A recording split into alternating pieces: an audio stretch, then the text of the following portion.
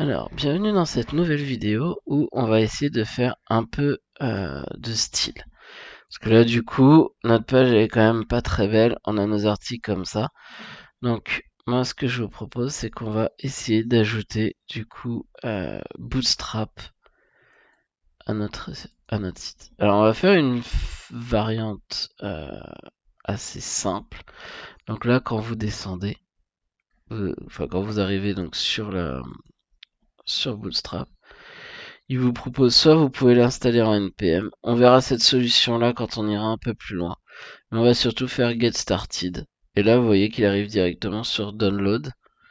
Et quand on descend, voilà, on peut utiliser donc directement en fait des CDN.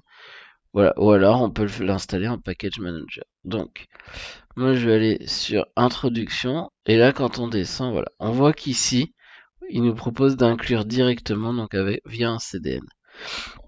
Donc on va faire ça. Donc ici, il nous dit donc d'inclure Bootstrap. Donc je vais,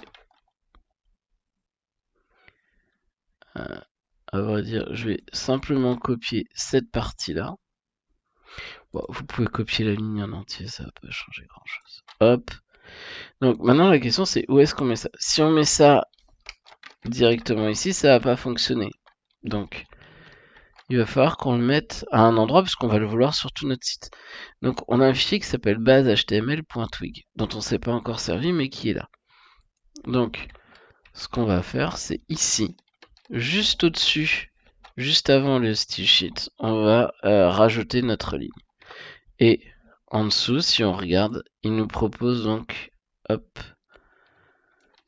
la partie JavaScript. Donc on va faire la même chose. On vient ici et on met la partie JavaScript ici. Ok.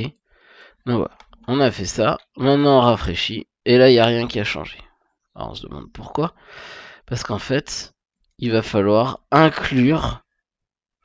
dire en gros à notre fichier index.html d'inclure le base.html.twig. Alors, comment est-ce qu'on va faire ça?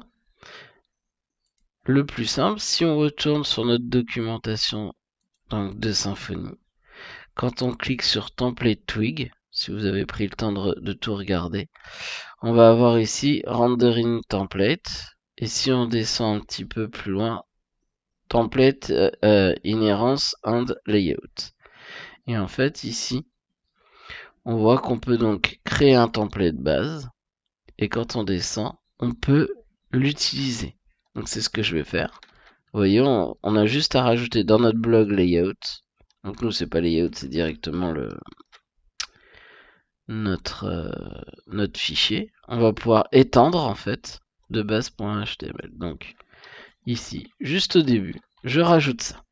Donc là, lui, il comprend que en gros, ce template étend de base. Donc qu'est-ce qui va se passer maintenant? Si je rafraîchis, on va avoir une erreur. Voilà. Il nous dit qu'en gros, on ne peut pas mettre de code à l'extérieur des twig blocs, des blocs twig. Donc il va vouloir qu'on rajoute des blocs tags. Alors si on revient ici, vous voyez qu'ici on a block content. Je vais copier, même si je pense que c'est pas le bon. Voilà. Il faut regarder dans votre base HTML, on a ici block body. Donc si on veut faire fonctionner notre site, on va mettre ça. Et ici on met évidemment le body. On revient ici et on peut copier-coller le n-block.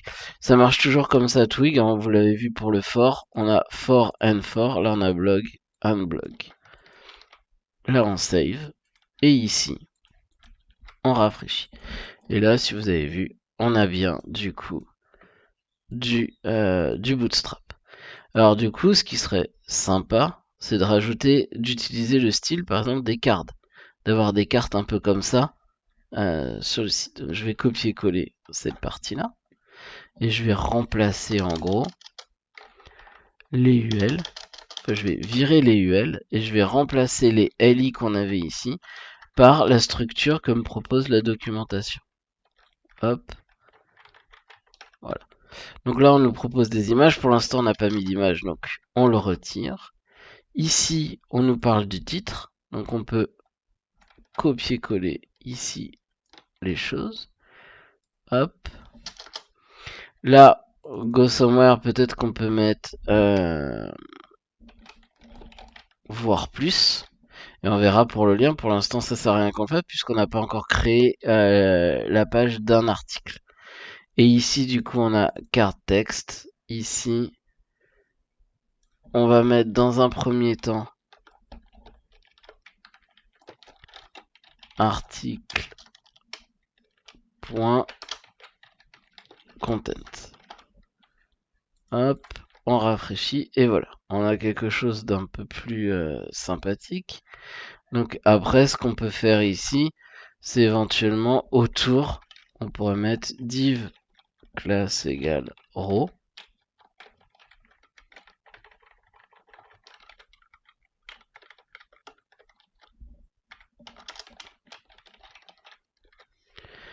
Et là, on peut lui mettre par exemple 10 class call. Alors ça risque de faire peut-être des grandes colonnes, on va voir. Et voilà. Là, voilà, c'est le problème, c'est que du coup, vu qu'on n'a pas encore assez d'articles, ça va peut-être pas faire terrible pour l'instant. Là, par exemple, si on retire la width, hop, voilà, on a nos articles qui sont pas si mal. Maintenant, ce qu'on pourrait finir par faire, c'est ici, peut-être mettre par exemple div class container.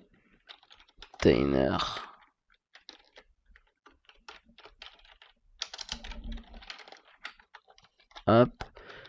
Et voilà, ça fait un peu centré.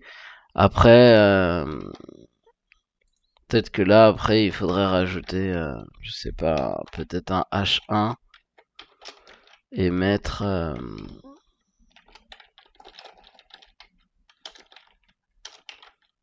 liste des articles. Voilà, ça fera un petit peu plus joli. Après, de toute façon, il faudrait mettre un menu et tout ça. On verra ça plus tard. Là, l'idée, c'est simplement de commencer à faire quelque chose de propre. Hop. Donc voilà, en gros, comment vous pouvez rajouter facilement Bootstrap donc à votre projet. Comme ça permet d'avoir quelque chose d'un peu joli. Voilà, on verra comment on peut aller un peu plus loin que simplement rajouter 2 lignes de HTML en dur comme ça dans le base. On pourrait l'installer directement dans le projet. On verra ça justement quand on ira un peu plus loin sur le parti front-end. Mais pour l'instant, le but c'est d'être capable de faire le CRUD et on verra après pour rendre ça, on va dire, beaucoup plus esthétique. Voilà. Et donc je vous dis à la prochaine vidéo où justement on va créer une nouvelle page pour pouvoir aller du coup de notre liste d'articles à un article tout seul.